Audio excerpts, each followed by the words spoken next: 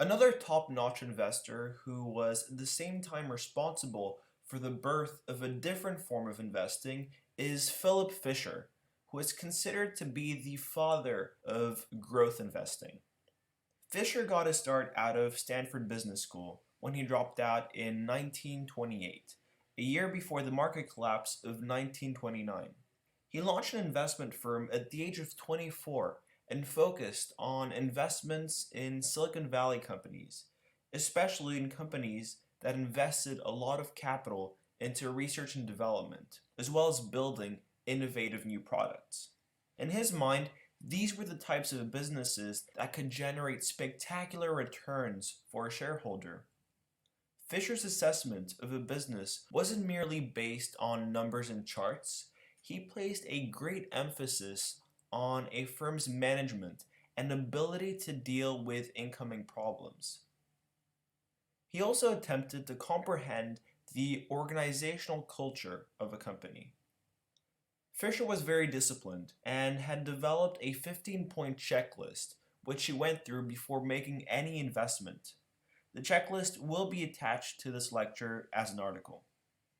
What's interesting about Fisher is that he began his investing career as a value investor, much like Warren Buffett and Benjamin Graham. Through the years, though, he began to refine his style, especially after the stock market crash of 1929.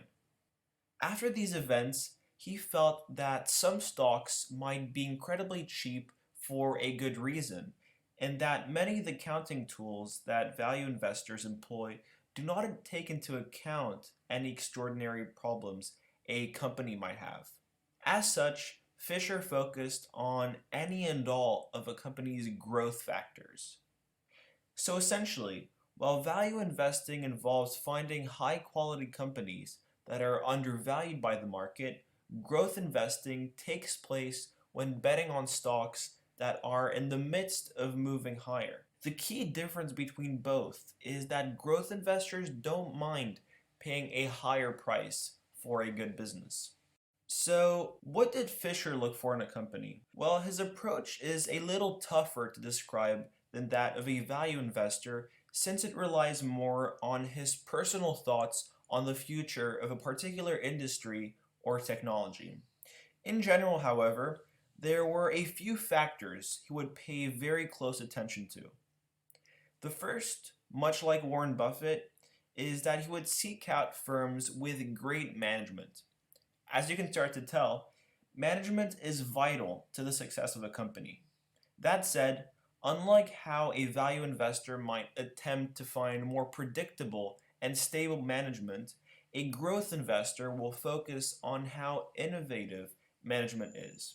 A good example could be Steve Jobs, who pioneered many of Apple's best-selling products, including the iPod and the iPhone. To justify high growth, management must push out and release novel products on a regular basis. In addition, as mentioned earlier, Fisher liked companies that put money towards research and development. Without investing money towards the future, how else is a company meant to perform well? Probably the key tenet of the growth investing philosophy is growth itself, especially growth in earnings.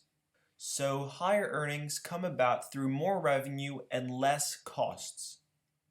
A company whose margins are low are especially of interest. Low margin basically means that it doesn't cost a lot to produce a product, which of course is essential for high profits.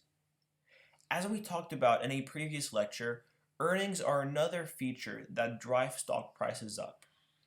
Fisher would invest in companies that he believed could grow earnings and, most importantly, sustain that growth. Probably Fisher's most famous investment was in Motorola, a company that I am sure you must have heard of at least once in the past. Motorola was an American multinational telecommunications company that focused on producing telephones and wireless technologies.